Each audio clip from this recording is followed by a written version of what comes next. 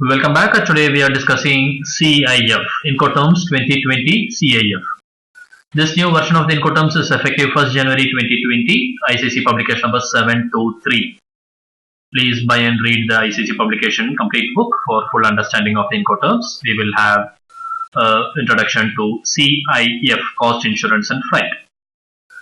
The seller delivers on board a vessel within the agreed period from the designated port, contracting for carriage and insurance up to destination port or discharge point cleared for export. This is CIF. So the seller delivers by placing on board a vessel where at the agreed destination port when within the agreed time period. So the designated discharge port, the time period agreed, placing on board the vessel, the seller delivers the goods. He has also to contract for carriage and the contract for insurance up to the desired destination port.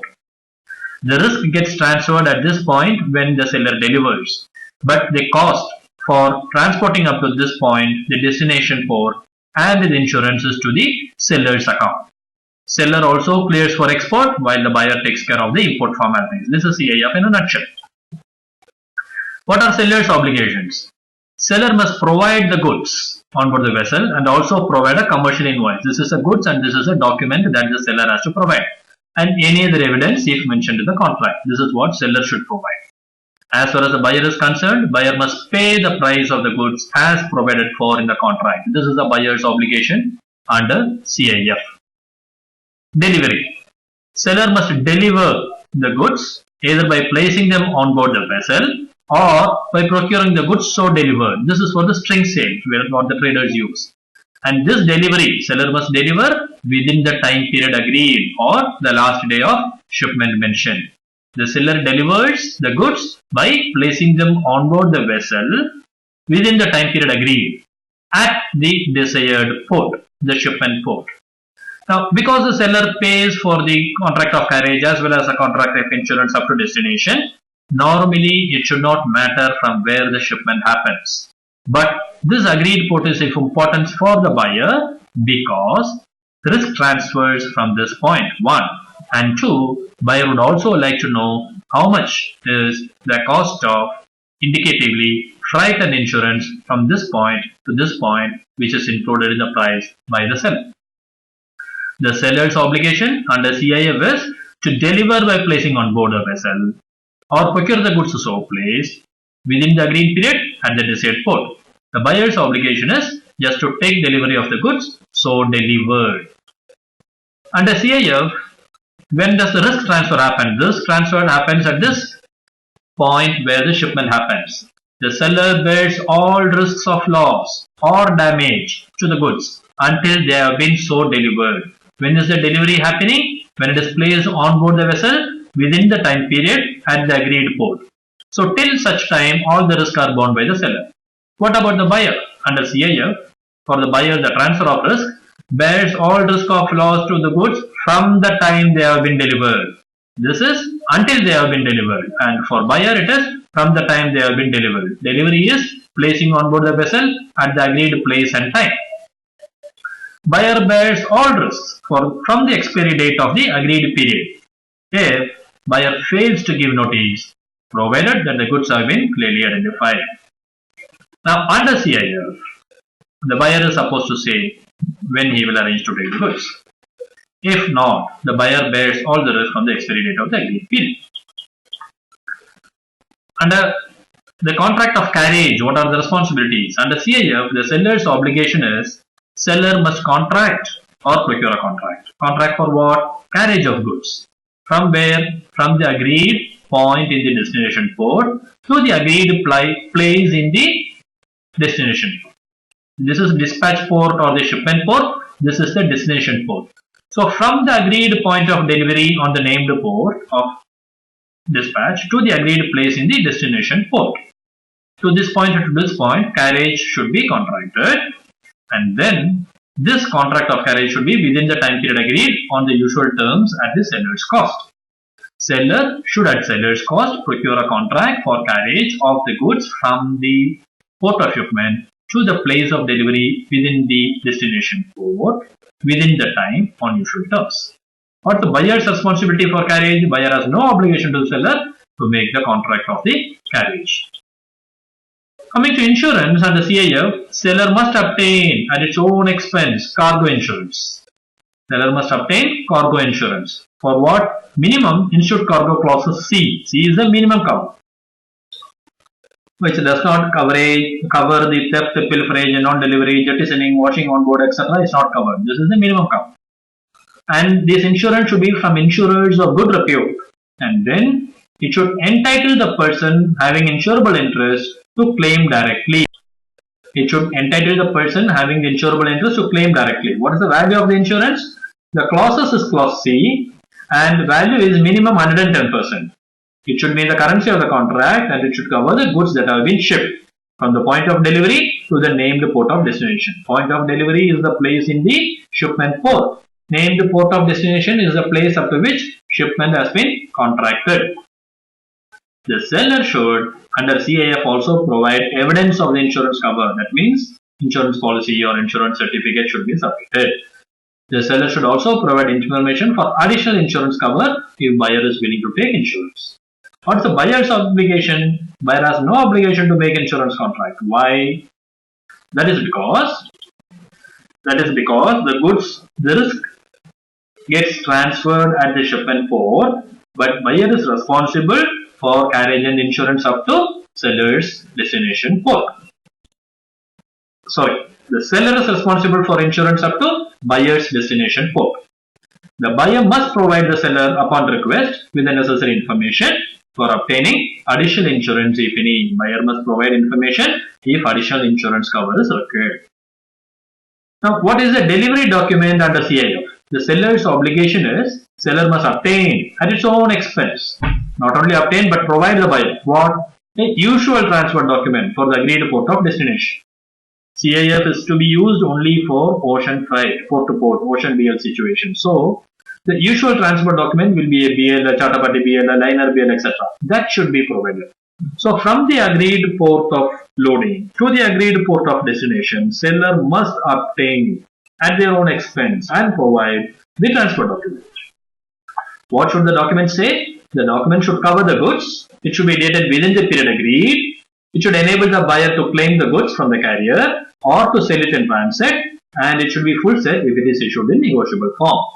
Then the transport document provided under CIF by the seller should be to cover the goods from up to the port of destination. It should be dated within the agreed time period. It should enable buyer to claim the goods from the carrier. That means it should be 2 order blank and order or something like that, which gives the right to the buyer to claim the goods. And should also allow them to sell the goods in transit, IC sales. And then it should be in full set if it is in negotiable form. All payments should be there. What is buyer's obligation under CIF? Must accept the transport document provided in conformity with the contract. So buyer must accept the transport document provided in conformity with the contract, while seller should obtain a transport document at their own expense. The usual document up to the port of destination covering the goods dated within the agreed period, and it should allow the buyer to claim the goods or to on-sell the goods while in transit, and full set should be submitted if it is a negotiable form. This is the delivery document. What are the clearances that parties are responsible for under CIF? Under CIF, seller's obligation is to carry out and pay for formalities like license, security clearance, pre-shipment inspection, etc. for export. The seller should carry out license, security clearance and pre-shipment inspection for export. The buyer should carry out security clearance, license and pre-shipment inspection for import. Buyer should carry out the license and clearance formalities for import. Seller should carry out the license and clearance formalities, security clearances for export. Likewise, seller should provide information to the buyer at buyer's request, risk and cost. Seller should provide information to the buyer at buyer's request, cost and risk if information is required for getting the import clearance. Likewise, buyer is responsible to provide information to the seller at seller's risk, request and cost information for providing transit or export clearances. These are the clearance responsibilities. Coming to checking, packaging and marking or inspection, what is the seller's obligation? Seller must pay for the cost for checking operations. What is checking? Checking means checking for quality, quantity, measuring, weighing, counting. All this is called checking. That are necessary for the purpose of delivering. Deliver means to load on board the vessel. So seller should perform all actions and pay the cost for checking quality, measuring, weighing, counting.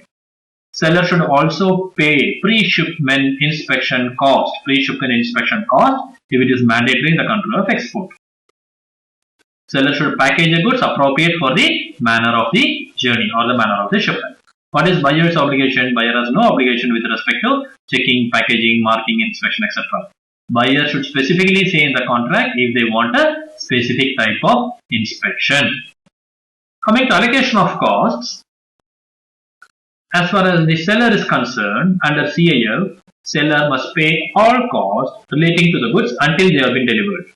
Seller must pay all costs until it has been delivered. Seller must pay freight up to destination. Seller must also pay the cost of loading on board at the shipment port. Seller should also pay the unloading cost at the discharge port if it is part of the carriage contract. Seller should also pay the unloading cost at discharge port if it is part of the carriage contract. Seller should pay cost of transit if it is to the account of the seller as per the contract for carriage. Seller should pay the cost of providing proof of delivery, that is the cost of giving a transport document. Seller should pay insurance up to the delivery place. Again, what insurance? 110%, reputable insurance company, minimum seat cover till the destination point, negotiable form, all that. And also provide a copy of the insurance, that is the insurance policy or the insurance certificate. Seller should pay the duties, taxes, etc. for export clearance, export license, security clearances. Seller should reimburse the buyer, that is pay the buyer if the buyer is providing any information for getting export clearance or giving any document for getting export clearance. Likewise, buyer is responsible to pay for all costs relating to the goods from the point they have been delivered. This is until they have been delivered, from they have been delivered for buyer. Buyer should also pay the cost of transit unless it is covered then to the seller's account under the carriage contract. Buyer should also pay the cost of unloading, wharfage, lighterage, etc.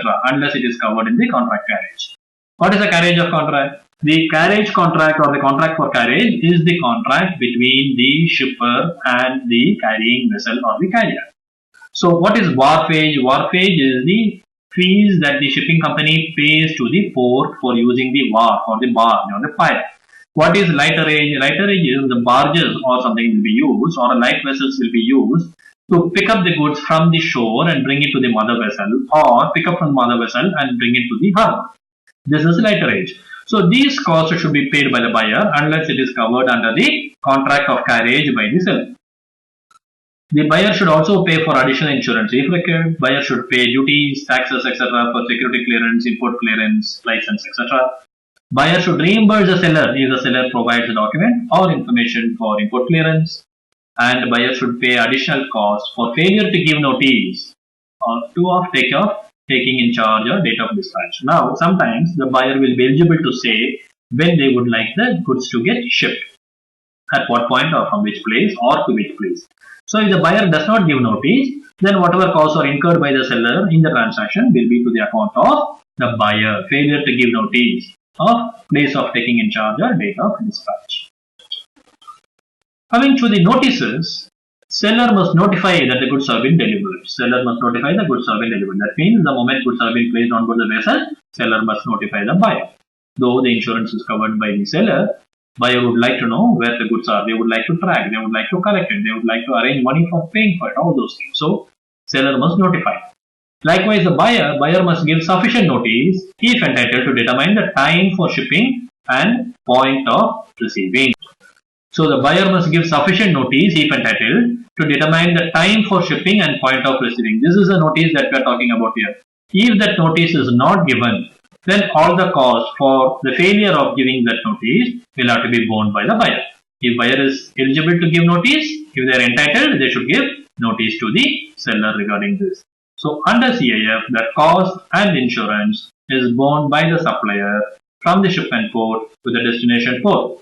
The risk transfers or delivery happens when the goods are placed on board a vessel at the shipment port within the agreed period. The buyer will be responsible for all costs from this point in time except the freight and insurance. Export clearances are taken care by the seller, while the import clearances are taken care by the buyer. If there is a transport through any other country, all such transit import insurance clearances will be taken care by buyer. All such transit export clearances will be taken care by the seller. This is CIF in a nutshell. Thanks for watching this video. Please come back for other detailed videos on other input terms.